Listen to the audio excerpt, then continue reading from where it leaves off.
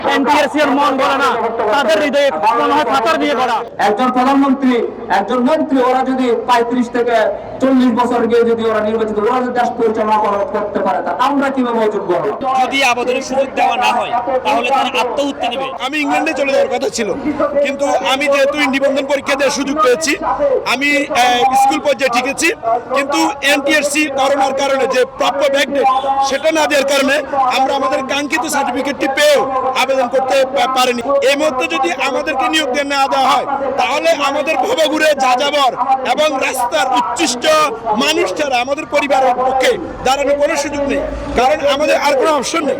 সুতরাং আমাদের এখনকার উপলব্ধি, আমাদেরকে সুযোগ দিতে হবে, কারণ 5টি বছর আমরা স্বপ্ন দেখেছি শিক্ষক হওয়ার জন্য। আমরা চাচ্ছি এখন প্রধানমন্ত্রীর হস্তক্ষেপ, কারণ প্রধানমন্ত্রীর হস্তক্ষেপ ছাড়া আমরা দেখতেছি এখানে আর কোনো কিছু দেখতেছি না। এনটিএসসি এর মন গড়ে না, তাদের হৃদয়ে মনে হয় পাথর দিয়ে গড়া।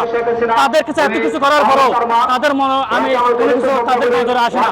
তারা পৃথিবীর ইতিহাসে এটাই একমাত্র জঘন্যতম অপরাধ বলে আমরা মনে করি। আমাদের একটাই দাবি, সেই চলমান এই কার্যক্রমের সময় একটু বাড়িয়ে আমাদের এই 739 জনকে এই পঞ্চগড়ের বিজ্ঞপ্তি অন্তর্ভুক্ত করে আমাদেরকে আবেদনের সুযোগ করে দেওয়ার জন্য আমরা এনটিএসসি চেয়ারম্যান সহ সংশ্লিষ্ট কর্তৃপক্ষের নিকট আমাদের বিনীত অনুরোধ। এনটিএসসি চেয়ারম্যান যদি চাই তাহলে আমাদের দাবি পূরণ হওয়া সম্ভব। যদি আবেদনের সুযোগ দেওয়া না হয় তাহলে তারা আত্মহত্যা নেবে, আত্মহত্যা করার মতো কার্যক্রমে তারা জড়িত থাকবে। একজন প্রধানমন্ত্রী, একজন মন্ত্রী, ওরা যদি 35 থেকে 40 বছর গিয়ে যদি ওরা নির্বাচিত, ওরা যদি দেশ পরিচালনা করতে পারে, তা আমরা কিভাবে অযোগ্য হলাম? আমরা কেউ অযোগ্য হলাম? 40 বছর 45 বছর মন্ত্রী যদি পুরো সংসদ, পুরো দেশের পুরো রাষ্ট্র এবং পুরো বিশ্বের দরবারে যদি প্রতিনিধিত্ব করতে পারে, তাহলে আমরা সেখানে কি অপরাধ করেছি?